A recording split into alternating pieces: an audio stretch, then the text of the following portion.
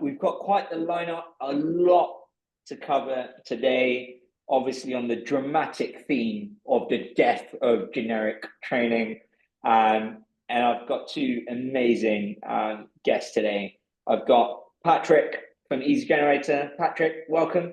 Thanks for joining us. Thank you very much, and great to be here. Yeah. And I've got Eric from Citizen M. Eric, welcome. Hello, hello. Thanks for being here, everyone. I always love to kick off by asking, where's everyone joining from? It's just my way of understanding what the weather forecast is like around the world. Eric, where are you joining us from? I am joining from Washington, D.C. Well, yeah, just outside a little bit, but yeah, we lucked out with beautiful weather. We're sunny and oh gosh, now I'm thinking about how do I convert this to Celsius. It's probably mid-60s, so about maybe 20 degrees Celsius. It sounds like as good as it gets in London there, Eric. Yeah, So yeah, exactly. I'm jealous already. And Patrick, where are you joining us from? Yeah, so I'm dialing in from Dubai, which is where we have the headquarters of EasyGenerator. So similar to Eric, it's a lot of sunshine, but also quite warm. So I think it's like 36, 37 now. So we're coming out of summer, so it's slightly better climate, but it's still pretty toasty. Yeah. Well, the chat is open. We'd love to know where you're joining from. And generally, any thoughts that you've got that you want to get off your chest, or any questions, feel free to use either the Q&A or the chat, and we'll be picking those up as and when we can, but also we've got a dedicated Q&A section towards the end. But like I said, to give you kind of a structure of what you can expect from today, we're going to be talking about why this matters now. Why now? Why are we bothered about generic training right now? And why does it matter that we do something about it? We're going to kick off with that and giving you a few examples of how organizations have changed their strategic approach in order to be able to personalize learning at scale. And then obviously telling you about how you can use AI to be able to do that. And then we'll be going to Patrick, who's going to say it's not just about AI, guys. You can also use humans to be able to personalize learning at scale, and really kind of sharing the best practices around employee-generated learning and how you can leverage that. And then going to putting Eric in the hot seat, because Eric is a practitioner doing this day to day, and I'm sure has a lot of stories that many of you be able to relate to, and so really asking Eric around how he's operationalized this, and some of the stories from what they've done at Citizen M. And let me tell you, we work with Citizen M, and there's some incredible work they've done and they're doing, and so really looking forward to grilling you later on, Eric. But like I said, there's many ways you can get involved. Before I jump to the poll, join the chat, post your questions in the Q&A, take part in the poll. I just gave it away. We're about to go into a poll, so get ready with your fast fingers to respond back. And then at the end, there will be a little survey just to ask, what you enjoyed, what you'd like us to focus on in future webinars. It really does shape. We heard this in one of the surveys, and hence the reason why we're focusing on personalized learning. So it really does shape the type of experts we bring to the forum. And also, if you're interested by anything you hear today and you want to put in a chat with either one of the HowNow consultants to talk about HowNow and EasyGenerator, then you can let us know in the survey link. And if you want to pick Eric's brain, I'm sure he'll be happy to connect with you on usual social media channels for you to ask any questions from his experience. All right, let's kick things off with a good old poll. Now, the question, quite a simple one. What's your biggest barrier to delivering personalized learning at scale today? Before we tell you a whole bunch of stuff, we want to know what's stopping you. So you should all be able to see the poll pop up on your screen. And for the time being, the only person who can see all the responses is me. And I'm going to keep it that way to build a bit of suspense before we open it up and share the results. And once we get the results out, I will be coming to Eric and Patrick to get their thoughts on it. We've got our own little internal bet going on our own personal favorites and which ones we think it should be. But we're really keen to see. So just to read out the options, is it the lack of time, skills, or resources that's your biggest barrier? Is it the fact that it's just the friction, it's challenging to scale across the organization? Is it the limited tech and tools to support personalized learning at scale? Or you just don't know where to start?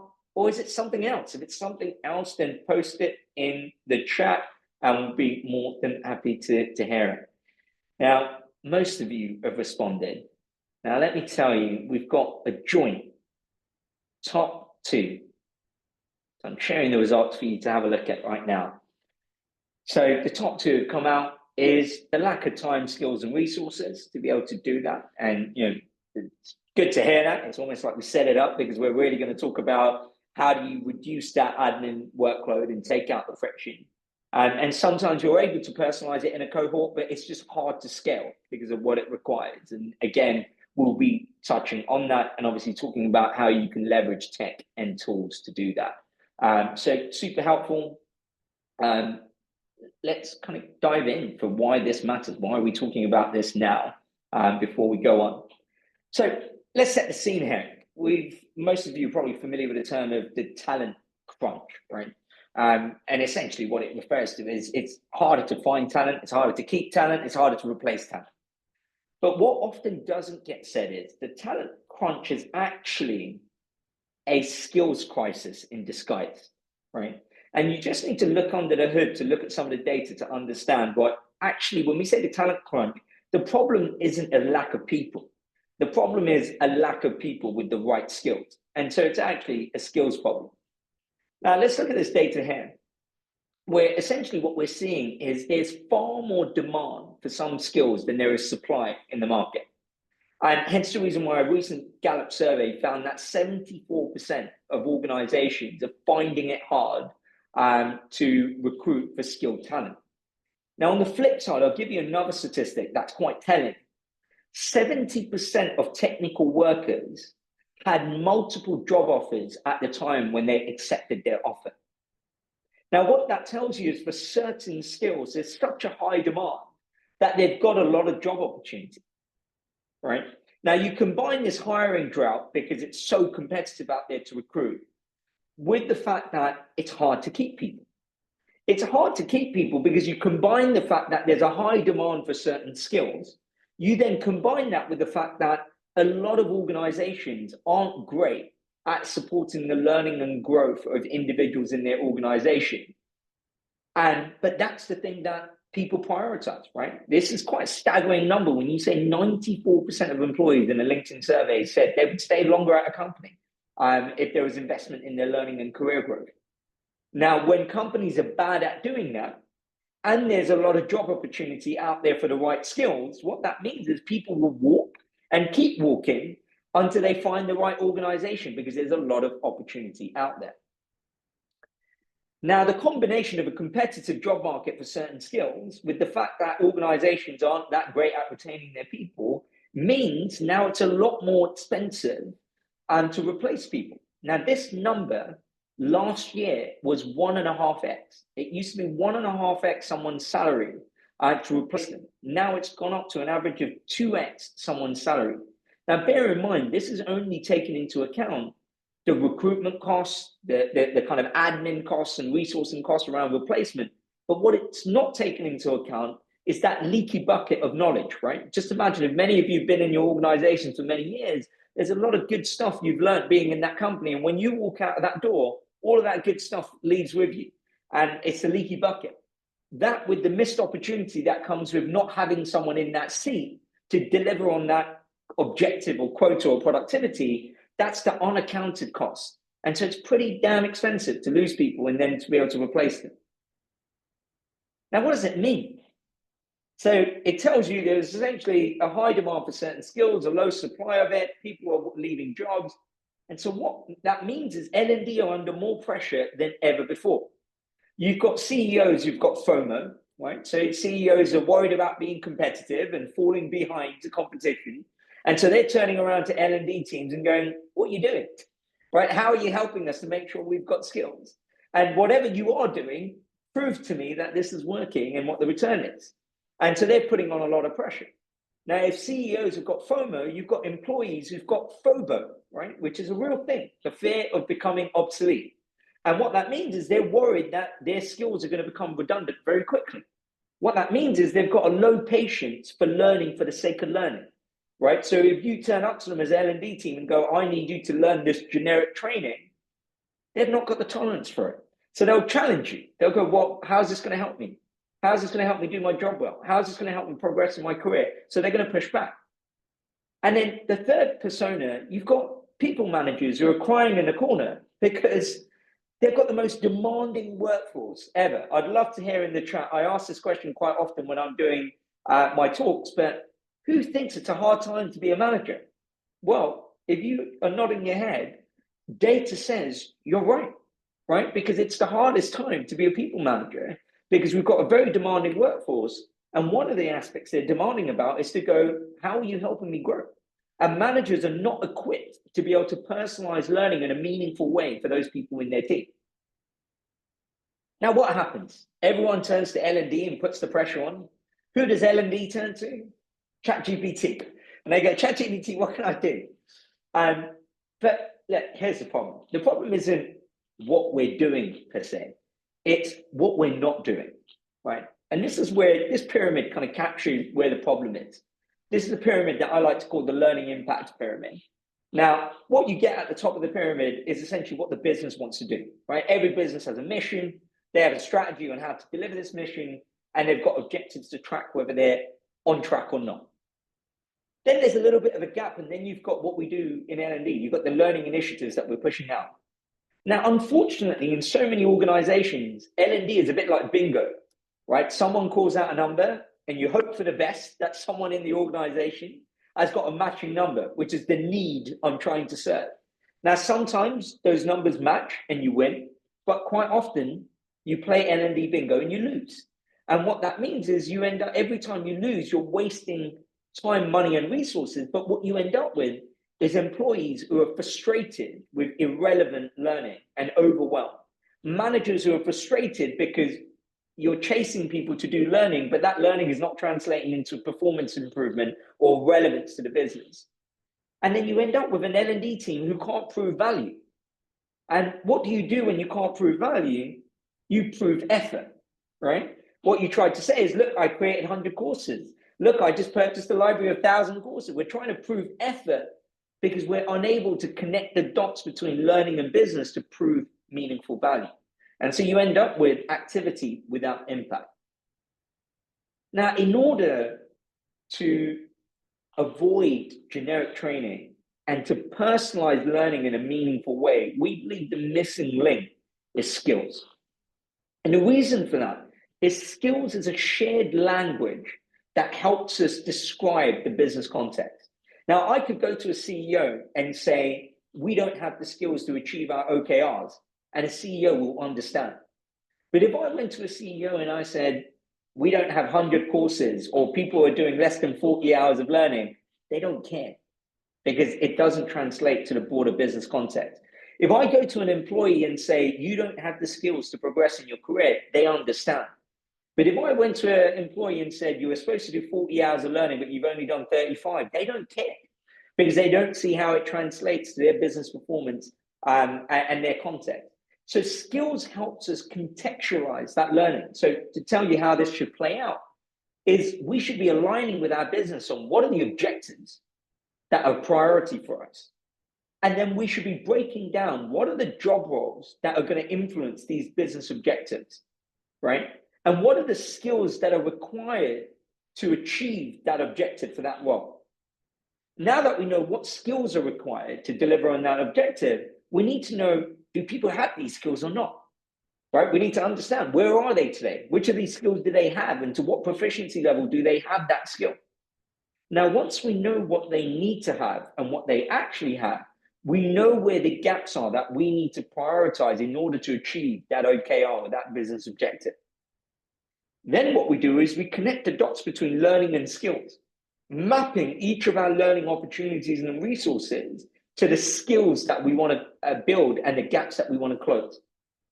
Whether that's learning resources that your internal subject matter experts are creating on EasyGenerator, or it's third-party resources that you curated and purchased, You want to be able to map all of that to your skills in your organization so you can connect the dots between learning, skills, and what the business wants to do.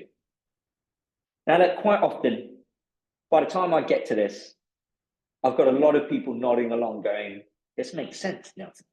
It sounds like common sense. But here's the problem. Learning is all over the place, right? You've got some learning living in a couple of systems internally. Some of it is in SharePoint and OneDrive. And that doesn't even include the third-party stuff and the blogs and the podcasts and the YouTube videos that I like looking at. It's all over the place. And how the hell can you connect learning to skills when skills lives in a spreadsheet, right? And you just spent the last 12 months mapping your skills. It went into a spreadsheet, and guess what? It died in a spreadsheet because no one wanted to use it.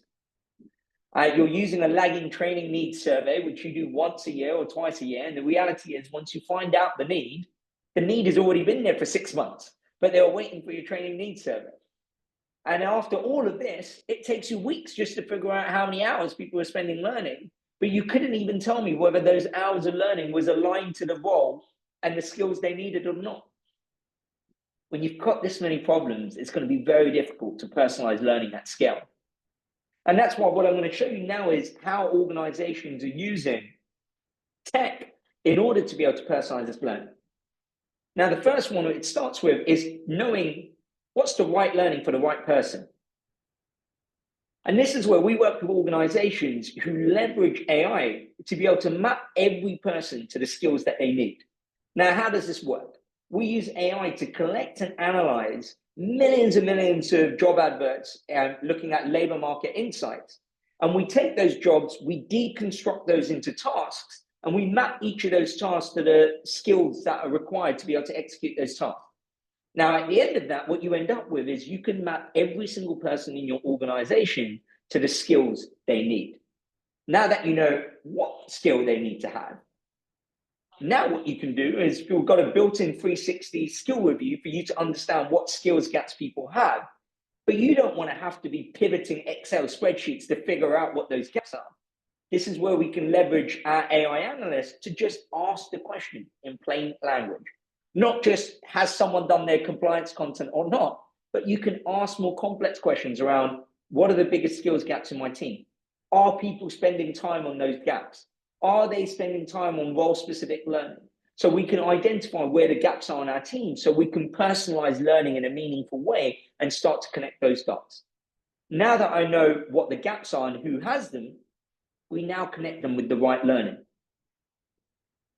Now, how do we connect the right learning? Now, you might, like I mentioned earlier, get subject matter experts creating resources using EasyGenerator. You might have third-party content that you bought licenses for, but you now want to structure this into development pathways targeting those skills gaps. And this is where you can leverage AI to create targeted pathways. One of the great things we see with people curating pathways is we actually have people managers who have a one-to-one. They ask the analyst what the gaps are for this particular individual. They go to the AI pathway builder and say, can you build me a structured development pathway for this person who has a gap in A, B, and C? It just would not have been possible to personalize learning at scale in that way prior to being able to leverage AI in this way. Now, but it's not just about structured learning. What about if I just want to curate the most relevant learning resources? It takes a lot of effort to be able to curate the most relevant resources manually. This is where AI can help you. Why not ask AI what topics and subjects that you're interested in? Create a community using what we call channels, and then get AI to curate the most relevant resources on autopilot. And so it's constantly on the lookout for the most relevant learning opportunities for this community of people. But here's the key thing. It's not just about knowledge-based learning, right? It's not just about facts and concepts and frameworks. In order to turn knowledge into skill, or in order to bridge the gap from learning to doing, we need people to do. We need people to practice and get feedback. And this is where it's really difficult to personalize practice at scale. And this is where we have organizations using our AI agent guru to be able to essentially create practice scenarios where people can practice real world scenarios and get that reinforced with coaching, but also to scale instant feedback. Now, how often are we waiting around to get feedback from our managers? And sometimes it's too delayed and sometimes it's too generic. But this is where you're getting instant feedback based on my application of a skill that's personalized to exactly what I'm good at and what I'm not good at, what I did well and what I need to improve. Now, that's how we can connect the right learner to the right person. But what's important about personalizing learning at scale, it's tailoring it to your context, which means taking into account what do I need in this moment and making it as accessible as possible. Now, this is where with HowNow, many organizations, what we do is we embed learning into the apps and tools where people already work, which means you can take into account their context. And what this HowNow extension does, it knows who you are and it knows where you're working. It knows what app or tool you're inside and what you're trying to do. It combines those bits of data to be able to automatically suggest the most relevant learning resources for you. Again, personalizing learning in that moment of need. And the last one I want to show you is most of us who are working hybrid or even remote, quite often our digital offices are tools like Slack and Microsoft Teams. And what you can do with this integration is essentially surface most relevant learning directly within those chat tools and to be able to share it and bring in the organizational context. Now, this has, at a high level, what we can already do today is to leverage AI to be able to connect the right learning to the right person at the right time. Now, we think this changes the paradigm of learning, right? Most of you are probably familiar with this idea that we've had for the last kind of 5 to 10 years, this idea of Netflix for learning. We've never really been a big fan of this. But what AI promises today that we can do is actually, we don't want Netflix for learning, which is all about content consumption. We all want a personal trainer for our skills, right? Anyone who's experienced a PT will know a PT who understands what my needs, what my gaps are, and is able to not drop a curriculum on me, but are able to tailor exactly what I need in the way that I need it in order to build the skills that are going to help me. And that's how we can put that final nail in the coffin of generic training and move towards personalized scaling. Now, before I hand over to Patrick and he gets ready to share his screen, we're big believers that AI isn't the only way that we can personalize learning at scale.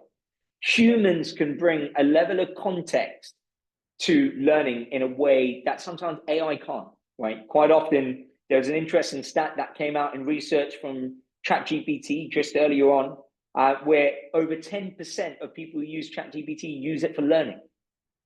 Now, what's incredible about that statistic is imagine ChatGPT doesn't actually know a lot about your life other than what you're feeding it in its context.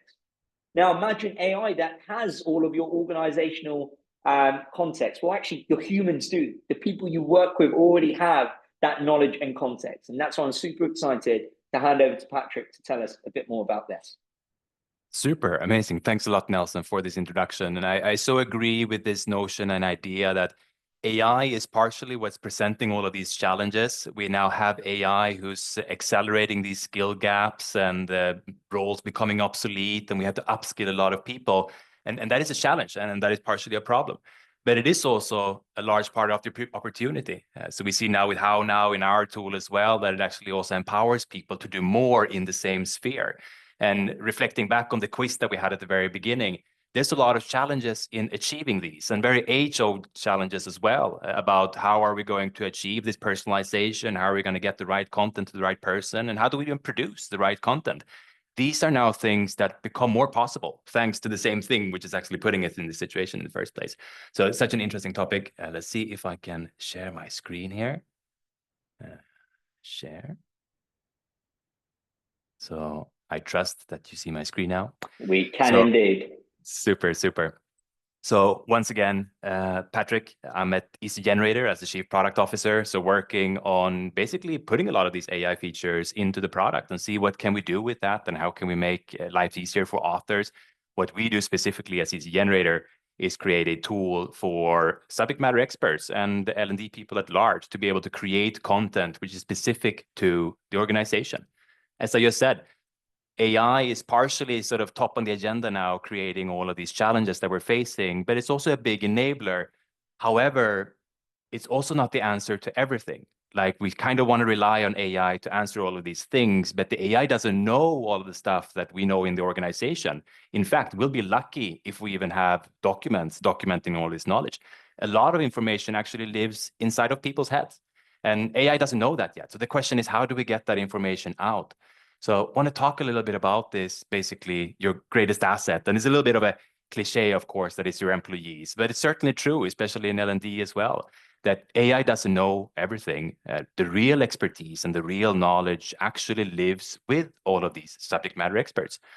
And what we focus a lot on within EasyGenerator is how we can enable these subject matter experts to be experts at what they know, and how they can share that within the organization, which we see having a lot of positive outcomes for companies.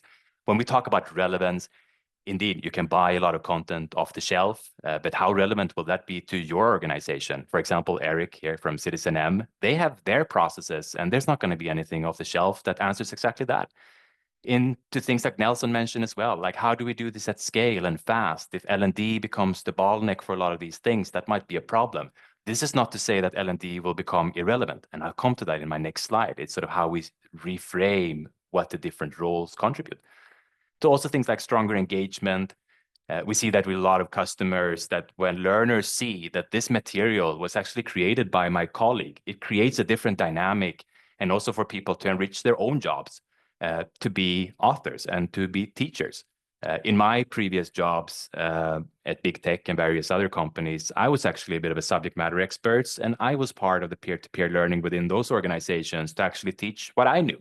I was not an L&D person, but I knew something about something, and that's basically what I went to teach. So this all sounds great in theory, but there's, as we saw in the beginning, there's a lot of challenges to these things too. And I want to go through a bit of a case study from a company, BU Merlieu. I hope I'm pronouncing that right. My French colleagues keep critiquing me, but I hope you get it. Sort of these different pillars that they went through to actually make this possible. How do you have hundreds or even thousands of creators producing thousands of courses without creating a mess out of all of this? So this is where the dynamics of L&D and SME changes a little bit. L&D people, at least in this case, they step into a more strategic role where they enable the subject matter experts to bring their knowledge to the table. So one of the first things they do is just make it easy for the subject matter experts to contribute. So you invite them into the organization. They manage to join a community in a way where they can ask questions towards L&D in terms of how they should do it. And they get a first email, and they have office hours and webinars just to onboard people into these very new things. Because for a lot of people, they haven't created e-learning content in the past. Maybe they've done PowerPoints, but as we learned in the past, if knowledge enters into a spreadsheet, it kind of dies very quickly. So that's then the middle piece. What is L&D's role in this case? It is actually to keep the standards high, to enable all of these people to actually produce the best content they can, which ranges everything from templates and checklists and making sure we don't have duplicates and controlling access to the LMS and reviews and lifecycle process. So they specialize in the enablement of making this a reality, but taking the benefits from actually having a lot of these SMEs contribute with a lot of knowledge. Last piece is also then, of course, to keep this moving a little bit. So we want authors not just to do something once, but we want them to come back and keep sharing and build that learning organization, not just that there's a pilot project and we do this once and we produce a ton of content and then we sort of forget about it, but rather that people keep coming back and they update their content as the organization evolves. There's that entropy of information that it goes out of date. So we have to stay on top of it all the time. But with that community, they really managed, and they have at this point even more than 700 creators producing literally thousands of courses and keeping this in check. And that's kind of what it looks like for them and for many others to close that skills gap. Another challenge that I hear very often is these subject matter experts, they know their field very well. They're an expert, but they're not an expert in L&D topics, which is totally fair. This has a lot of challenges. One of them is time. So this is not their core job. They actually have another full-time job that they need to do. And if they have to sit and create courses all day, that's a problem because they have to do something else. And in worst case, it doesn't even happen at all. And the other side is, once again, they're not experts. So they don't know necessarily what good quality courses look like. To Nelson's point, perhaps it will be a PowerPoint or even worse, maybe a spreadsheet. So how do you ensure that things are didactically sound. And this is also where AI comes in once again. We're using a lot of AI in the product now, and we can talk more about that afterwards if you want to help authors speed up their creation flow. Again, we don't see AI being there to replace the SMEs because, again, AI won't know this information. But we do think that AI can help authors speed up this creation flow, doing the heavy lifting of putting all these pieces together and using the right components and giving you feedback on what kind of questions might be interesting on this, and building these pieces a lot faster than it would be to do it by hand from an SME. Same thing with the quality piece. Actually, an AI being able to tell you that, hey, it would benefit to have a bit more interactivity here. For example, various role plays, or I have questions, and here's some feedback on these topics. And this has been very hard in the past, but now it is possible with AI. So I want to talk a little bit on that point in terms of what does great learning look like? So this is not even talking about EasyGenerator or AI or anything else, but just in general, what makes really great learning, all else equal? And these are a couple of things that I tend to talk about with the teams and with the company and with customers, that it has a lot to do with active practice, not just reading it, but it comes back to that skill piece. Like, well, how will this actually transfer into what I need to know to do my job? To things like the immediate feedback, instead of just reading, and you don't know, am I on the right track? Am I understanding this correctly? Is super important too, regardless of how you learn. The personalization and relevance, that if I know a lot of stuff already, maybe just focus on the stuff that I don't know. To then on last point too, reflection and transfer, which is around the stuff that I'm learning now. How is it actually relevant at all? It has to apply to my job, and how does that actually happen? So we can compare here. On the one hand, we have PowerPoint, and we can go through each of these. Is a PowerPoint more reading, or is it more doing? It's not very active at all. You just read. It doesn't give you any feedback as to, are you on the right track? Are you understanding this? It certainly doesn't personalize it either. It's just, here is your PowerPoint or your deck, essentially. And it doesn't invite for any sort of transfer or seeing, can you practice these skills?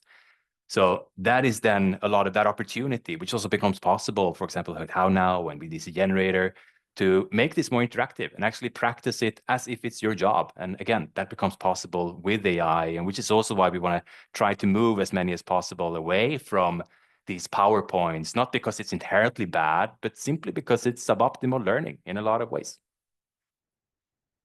So this is just a short talk, essentially. I just wanted to cover these bits and pieces. There's a lot of challenges that were presented in the very beginning of this presentation. We had this quiz, right?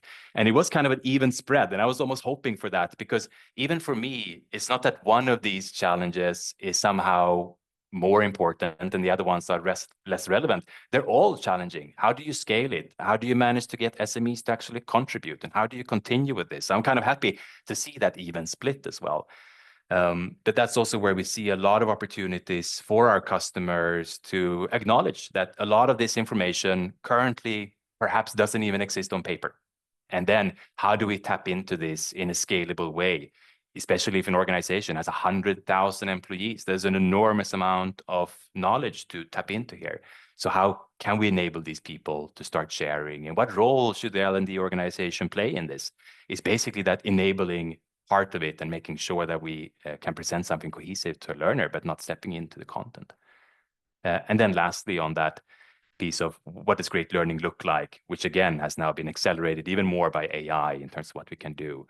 So these are a lot of things, and we can also talk more afterwards. I would love if you reach out, and I would love to hear if you are using employee-generated learning today and what challenges you face. And I would also invite people just to take the first step, and it doesn't matter necessarily if you're using EasyGenerator or something else today, but just try it with one subject matter experts. Every organization is also very different in terms of the challenges that they face. But even just try it with one. For example, okay, we have this one topic on safety features that we need to do. Let's try there. Just as a last story, we had an oil company that was running into a lot of safety issues. And they have very good data on this. Whenever there's a safety issue, they actually log this and report it. And luckily, they have a lot of backup solutions, so not necessarily something bad will happen, but they still know about it. And they sort of linked this to a knowledge gap, and they were thinking, okay, how can we start plugging this? And it was actually tapping into a lot of these experts who were on the field with these oil platforms and so on to say like, okay, these are the main skills, coming back to that topic, that really matter for you. And this is how you need to operate this. And these are the challenges you need to look out for and the risk primarily, and then running these trainings. What was particularly interesting with this case study is that the outcome data was very known. In other words, they could see how these risk reports went down. It was really high quality data that they compare before they did all of these initiatives. And when they looked after, once people had taken these trainings and sort of mandatory as well, the number of security incidents and safety incidents went down substantially. So you can really start seeing this with a lot of customers. I really applaud them. But again, this kind of starts with these very small initiatives. And this was one thing that they started doing, just tackling this one problem with subject matter experts and then taking it from there, as opposed to making a huge thing out of it overnight, because that can always be a challenge. So that's the main message that I wanted, and the invitation that I have to all of you to try in the coming weeks and months. And then, as always, if you want to reach out to me, even just to talk about product or learning and development or employee learning, love to hear about it, love to chat about it, or ask in the chat here, of course. So that's it for me. Thanks, Patrick. And if you've got any questions, I said pop them in the chat and Q&A, and we'll be picking them up as we go through.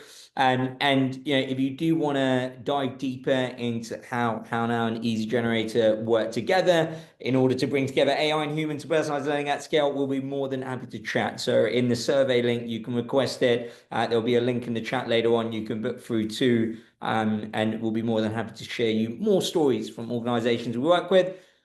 Talking about stories from organizations we work with. Eric, thank you again for coming on. I'm really kind of looking forward to this. For those people who are not familiar with Citizen M, which, by the way, I definitely recommend you should check out Citizen M. I was just saying earlier, I love to co-work from there too.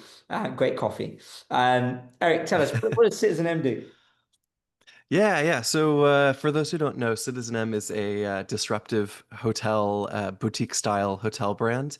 And we now exist within the Marriott family. And we like to say that Citizen M was born out of frustrations. Think of those, typical traditional hotel luxury frustrations that I'm sure many of you all know. You know, the water pressure in the shower and not being good enough, or being charged left and right for all sorts of fees. We really set out to eliminate that, and our mantra kind of behind that is affordable luxury for the people. And I started about almost 8 years ago with the company, working in our hotels, now working in a global learning and development role. I think back then we had about 12 hotels. Today we have 37 hotels globally, especially across the US and Europe and UK.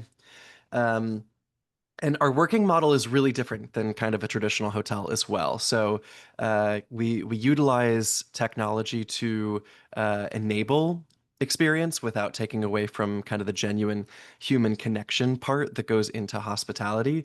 And we also resemble more of like an Apple store that sells a night of sleep. So we have a very lean model, which of course is something we always take into consideration from a learning perspective and a growth perspective as well. If you were to step into one of our hotels today, which Nelson, I know you've been there, but you'll know that our ambassadors, as we call them, they're really the heartbeat of our hotel, because they are the closest to the guest and really creating those experiences, those human experiences. So many hotels have these star systems about all the amenities that come with a hotel, but often don't talk about the meaningful connections side of things. So that's really where we excel. And for myself, maybe it's helpful to know a little bit about my role as well. Yeah. Yeah, go for it. Yeah, so I look after a few things. I wear a few hats, but primarily I look after our immersive hiring program and onboarding experiences. So we do quite a hybrid approach to how we onboard and upskill people and ensure they have what they need to deliver that guest experience from day one. So everything from designing e-learnings to creating workshops and facilitating workshops and talent development programming. I also support some internal communications in my role and the Diversity and Inclusion Committee. Yeah, so that's a little bit about me and my role. Sounds like you've got a lot on your plate, Eric. And so let's get to the challenges, right? Like I know, Yeah. obviously knowing and working with Citizen M, what's always stood out is the kind of innovative approaches you've taken to some of the challenges you've faced. But it'd be good to hear a bit around when you've tried to personalize learning in the organization. Yeah, what are some of the challenges that you've faced? And from you can see what the poll was pretty much equally split with kind of top two at joint. So yeah, what are your thoughts on kind of challenges that have held you back from personalizing learning? Yeah, absolutely. Yeah. So we have very lean teams in our hotels, but also we have a centralized support office. And so that lean team model across the business also contributes to what some folks were saying about that lack of time and resources. And yeah, we experience that too. We have to prioritize certain things, knowing that we don't have a team of 100 people to roll out a million things. And it also relates to kind of our target audience as well within the business. With lean teams, that also means, yeah, there's not a lot of flexibility to just pull everyone off the floor and say, all right, go take this e-learning or go attend this workshop. So we have to be a bit creative with what that looks like. And we also have to make sure that the learning that we're offering and the growth opportunities we're offering are relevant and interesting to people, because otherwise it can feel like a waste of time. Um, Scalability was a huge challenge we faced, especially about 3 years ago. We knew we were jumping from, yeah, kind of, yeah, again, 15 or so hotels to double that within the matter of a couple years. And so we thought, how are we going to scale this learning across the business, across a global landscape? And we recognize there's some consistencies and standards that we want to keep for that experience, but there's also a bit of a local flavor as well within each of our regions. You might have different suppliers or partnerships in certain cases, but ultimately you want to deliver a consistent experience. So if you go into one of our locations in London, you have a similar experience to going to one of our locations in Seattle, for instance. So we often think about, from a strategic point of view, how do we think global and act local in our approach to all of this? I think also, yeah, thinking about putting our people in the driver's seat. Patrick just, yeah, shared expertly that L&D is not the expert in everything here, right? We have people across the organization that have their own brilliant expertises. So how do we also empower those folks to take some autonomy in that learning? How do we build this community of learning and this sense of collective intelligence where people have an outlet to share their expertise? And so when turnover inevitably does happen within every organization, we don't lose that knowledge or expertise. And it also contributes back to that human connection part. And we want to empower our learners themselves, right? Like we want to give them access to the learning opportunities that they need and they want. And so we often found some challenges where do we become a bit more directive about the learning you need, and this is the route for you, versus you're now ready in your journey for that next step, and how do you have access to the learning opportunities that you really want to improve those skills and get better? There's so much to unpack there, Yeah. Eric. So I guess kind of picking up from the lean teams part, given in the poll it was quite clear that the lack of kind of skills and resources, and people can relate to that. What's worked for you to overcome that kind of lean team, but we still need to personalize at scale? What are some of the things that you've done that have worked for you? Yeah, yeah. Admittedly, I think there's still learning and improvement that we can make. What the approaches that we've taken that have felt quite successful is we've created e-learnings and pathways, especially towards the beginning of the employee journey. So we recognize our people really need a little bit more direction at the beginning because they're understanding the context of Citizen M, they're understanding what their role really is and how to deliver on that. And we also hire people that, may not actually have a background in hotels because we really want to hire nice people, great people that love to connect with others. And we know that we can teach them how to make an awesome cocktail. We can teach them how to use a system and check someone in and check them out. So, what we've designed in terms of the beginning of their employee journey is a hybrid approach to that onboarding. So, there are some, we partner with HowNow in case that isn't obvious to the group here.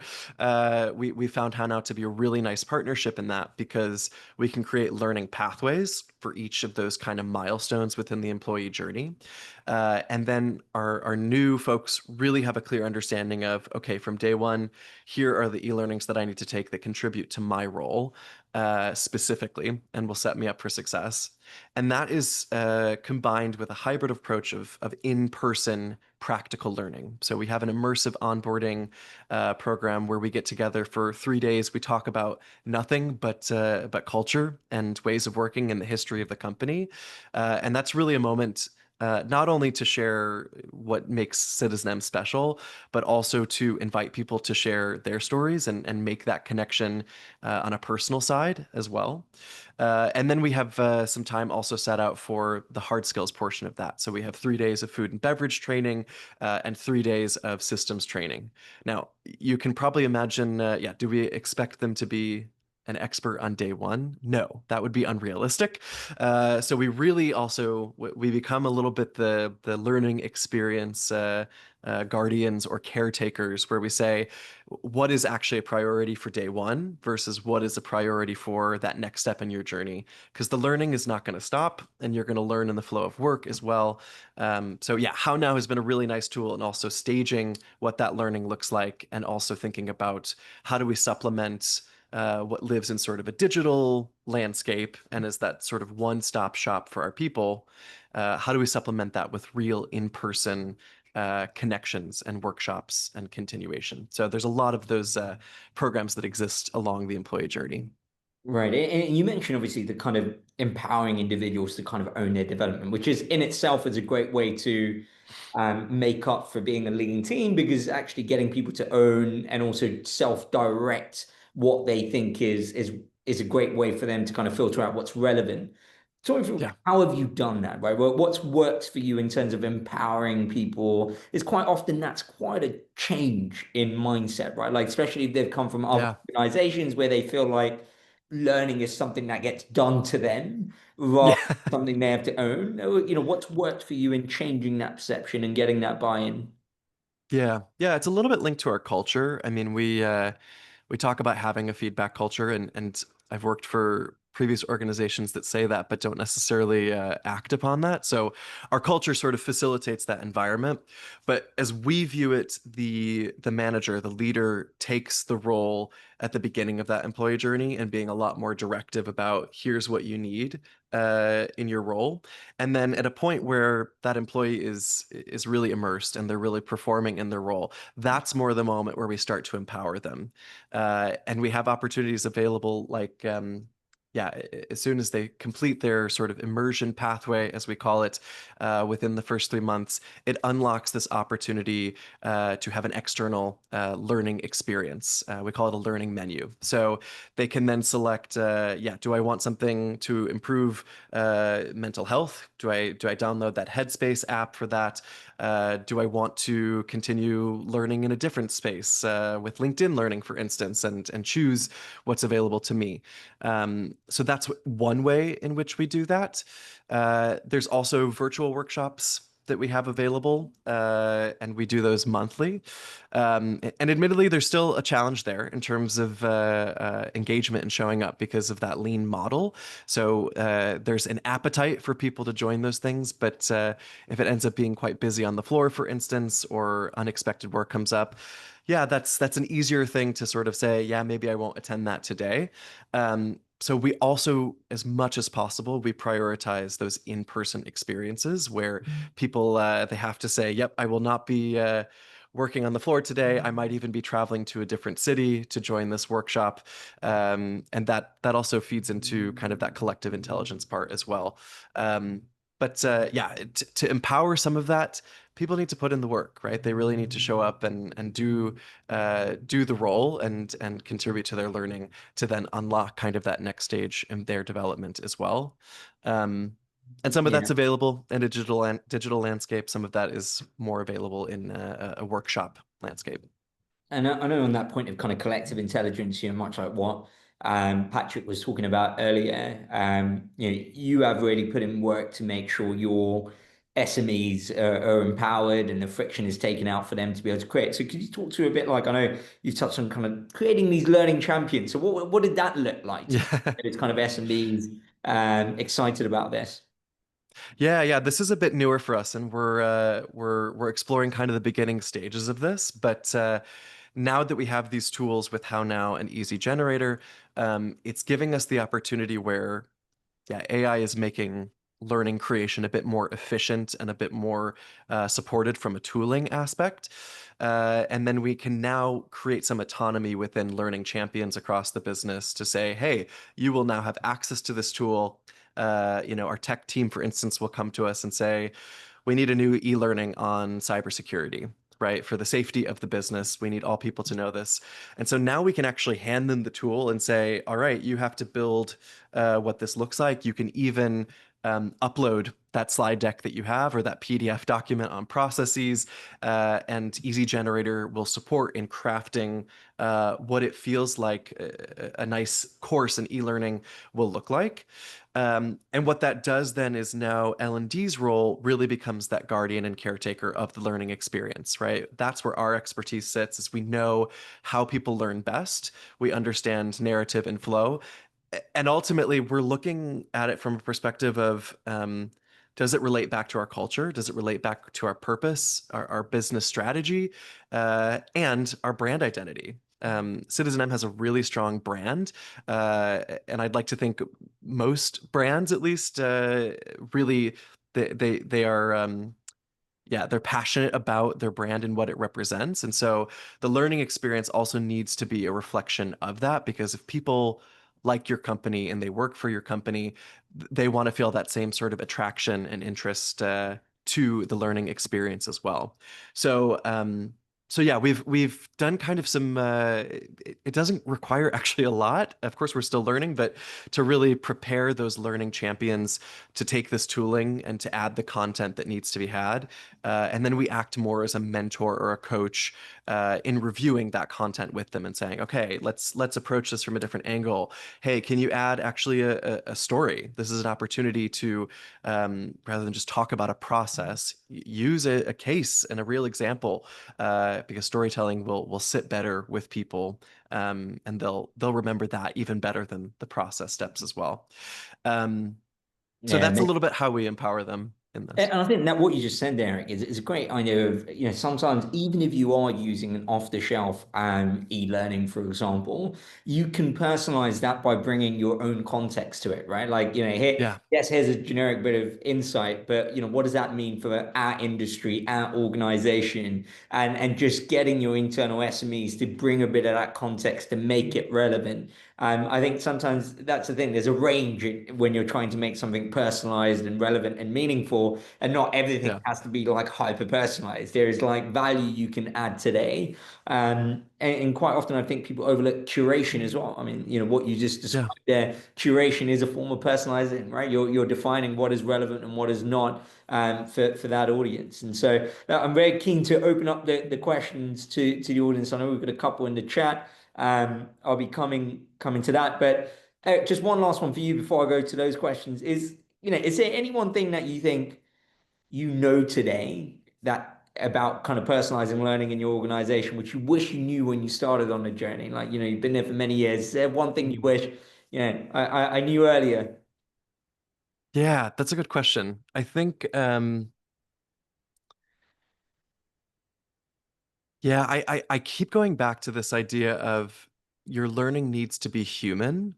And of course, we exist in a hospitality industry, but I would argue that really every organization is human because you work with people and you deliver a product or a service to people. And so I think looking at it from the lens of how does your uh, learning offer talk like a human, feel like a human, relate to you as a human, I think that's huge. I think we also, yeah, we kind of use this phrase of being in our learning era, which era is an acronym for engaging, relevant, and accessible. So that is also like this theme that really connects what our learning offer needs to be.